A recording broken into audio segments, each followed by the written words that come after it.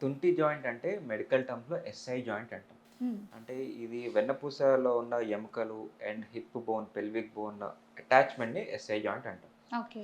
So, ఈ SI జాయింట్‌లో వాపొచ్చినా గానీ ఆర్ ఇన్‌ఫ్లమేషన్ అయినా ఆర్ ఇంజ్యూరీ పడినప్పుడు గానీ ట్రామా వల్ల వాపొచ్చే ఛాన్స్ ఉంటుంది. హ్మ్. ప్రెగ్నెన్సీలో ఎస్పెషల్లీ లంబార్ లార్డోసిస్ అంటాం. అంటే పొట్ట ఎక్కువుండడం వల్ల ఈ వెన్నపూసలో బాగా ఒత్తిడవుతుంది. ఆ ఒత్తిడంతా తుంటి జాయింట్‌లో చేరుతుందనమాట.